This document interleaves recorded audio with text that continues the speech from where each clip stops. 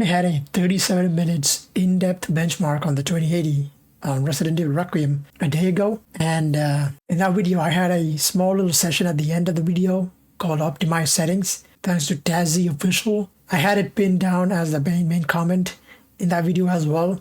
So it was a pretty good custom settings for the game to actually make it run more than 60 FPS on 1080p and 1440p. And I did test it out in that video. I did a mistake. You know, I'm a human being. We all make mistakes. I applied the settings and it was hard capped to 60 FPS. It wasn't going above that. So I was like a little confused. I didn't know what the hell was going on. And at that time, I didn't think of restarting the game. You know, some such basic stuff. Yeah, I'm a dumbass, I know. So I didn't restart the game and it was hard capped to 60 FPS. And we weren't seeing the maximum potential it could have had. So in this video, I'm going to have a 4K 1440p and 1080p session on the 2080 again on the custom optimized settings and see if we can actually hit 60 FPS on all the resolutions with some upscaling and also frame gen. So let's jump into the video and make it quick. All right. And this is the system specs. If you guys didn't know, it's a 2080. The Zotac version of the card, single blower, better with a 9000 XVD and 64 GB of DDR5 memory running at 6000 MHz. And I think it's all clocked. And they're the latest driver, 595.71. That's it. Okay, so we're in the game. You can see starting it off on 4K. We're not going to use any ray tracing here. This is really taxing on the GPU, and everything is set to custom. And again, everything will be in the pinned comments. You can see and copy and paste it or look that as a guide to configure these settings, but here it is. So these are the settings right here. And I'm doing DLSS performance here because it's 4K, so it makes more sense. And that's it. It's not using any heavy VRAM right now. But on the normal settings preset that's from the game, it's going to go over the red limit, which is why the game was running pretty badly at the other benchmark. So it's still in the green zone, which is a good sign. So let's jump in. And here we go.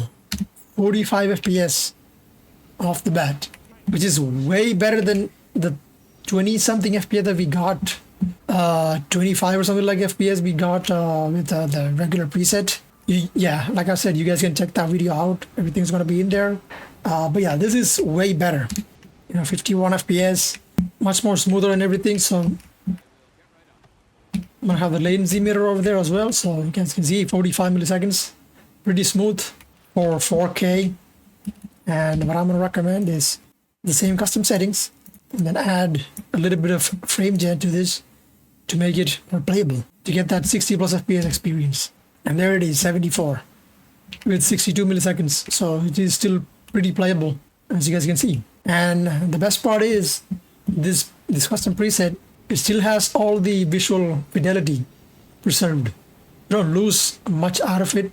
So the game still looks pretty good, just like it is on normal preset. I mean, it's not going to look as good as path tracing, but you know, for what it is, man, it looks pretty good. So I'd say it's a great optimized settings for this game on 8GB cards. So this is even 4K. So this amazing performance right here. And even if I go to the other side of the map, it should work really well. Like over here, you can see 75 FPS, pretty stable with 51 milliseconds. Ooh. Okay, so that's a little weird. I didn't see this yesterday. Whenever you zoom in, it's been that weird little lag. See that? It's a sudden spike over there. Okay, so that's not nice though. Yeah, that spiking is right, definitely there. It's not a good thing to see in any game, especially when you're scoping in to shoot somebody in their face. See that? The 0.1% lows right there was pretty terrible. Okay, so that was kind of bad, I'm not gonna lie. So maybe if it's 4x, it's gonna exceed the VRAM limit. That's not gonna be a good idea, but let's see though. We get us to 123 FPS. And yeah, the stuttering issue is still right there, and you can see the artifacting with 4x. So as long as you're below that threshold, you'll not be getting these issues. But again, this is 4K, we're pushing the VRAM to the max, so that's also the reason. So I'm just gonna suggest turning it off. Actually, to get the best, if you want to play it on 4K, turn it off and just keep it on performance. Just give it a little bit of time. It's gonna pick it up. There you go. 57 inside of this area. Oh, and it's still kind of a little laggy. Yeah. It kind of sucks. Right there. See that? That is pretty miserable, I'm not gonna lie. Doesn't feel that great when you do that. So that's 4K. You guys get the idea. It is much more playable than what it was on the regular normal settings. So as a thumbs up. Now let's go to 1440p and see if that's going to be much more playable.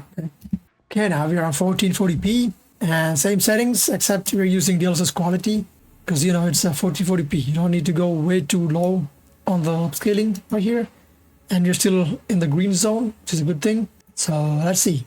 And again, no ray tracing, just a rasterization. So let me log back in the care center to see if that dip is there when you're zooming in, you know. And right off the bat, we're getting 72 FPS, which is pretty nice.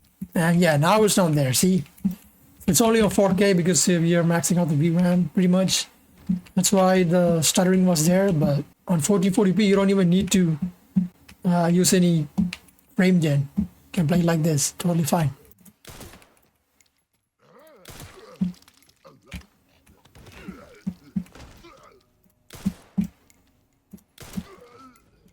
Pretty good. It's totally smooth. It was barely getting 30 FPS or 50 FPS in the other video yesterday, but now just flying it out normally with the games preset, normal preset. But this is way better and smoother, and I don't see any big visual differences at all. It's a big plus, if you ask me. And again, this is amazing. And if you want, you can just enable frame gen and make it a high refresh rate experience if you want to. So 2x should be more than enough. Getting to 89, 90 FPS with 47 milliseconds.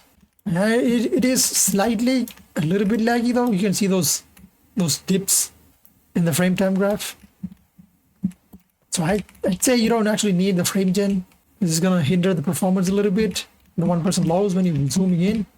You know, so I guess just stay away from frame gen. That's gonna be the best idea here. Because you're already getting 70 something FPS without it, so you should be fine. Just turn it off. And now the frame time graph is way more stable. So perfect, man. It's better than before. So yeah, 60 plus FPS, man, for 1440p. Pretty good. I'm liking this so far. So perfect though. I'm just gonna point it out there. You can see the frame time graph is stuttery a little bit, but it's much more playable than what it was on the other settings. So that's 1440p. And now I'm gonna test out 1080p, and that should be way more smoother than this. So let's do that. All right, back in the main menu with 1080p. Same thing. I'm actually gonna try normal ray tracing, because when I enabled path tracing, it was terrible. Everything was glitching out on the visuals. And again, if you guys want to check out what happened, you can check it out in the other video. But it was pretty terrible. Nothing was working as it should. So I don't know. But I'm just gonna try out ray tracing normal, and then have DLSS quality and no frame gen. Let's see. I don't see any point in trying to test out the introduction area. I know that's the most intensive, the best thing for a benchmark, but we're not using path tracing or anything, so it's just gonna look like a regular scene.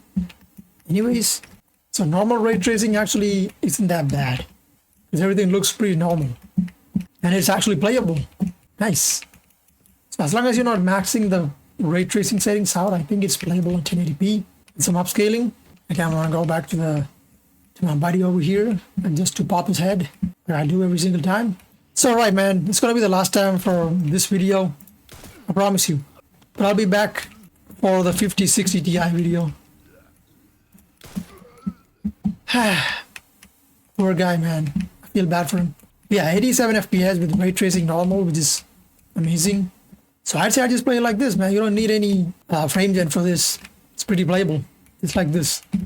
It's what you like to see. And the stuttering is not there either. You can see pretty stable frame time graph as well. So I'm gonna go ahead and load up the introduction area, just because it's running really well on the other side. So 50 FPS. See, it's not that great, but still playable, pretty smooth.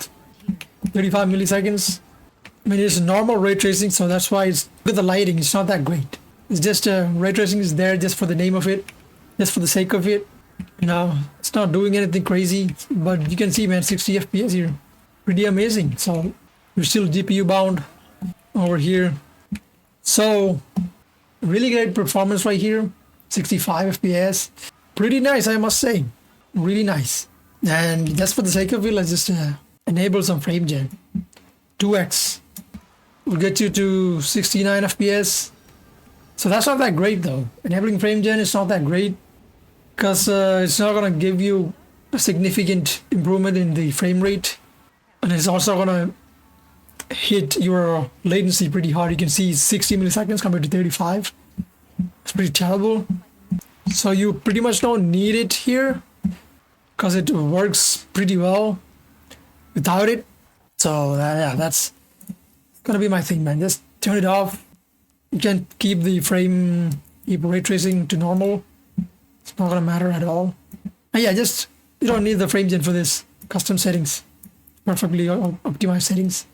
So pretty good. Just keep it with DLSS quality. It still looks pretty sharp for what it is. So yeah, guys, there you go. That's a quick little optimized settings benchmark on the 2080. Huge thanks to Tassie Official for suggesting these settings. Anybody with an 8GB card can try this out. That's it, guys. Let me know what you guys think about it in the comment section. Like the video, leave a like, subscribe to the channel if you're new. I'll be making more benchmark content pretty much every day, so stay tuned for more GPUs and stuff. And yeah, I hope you guys are having a great time wherever you are. I'll catch you guys in the next one. Take it easy and peace out.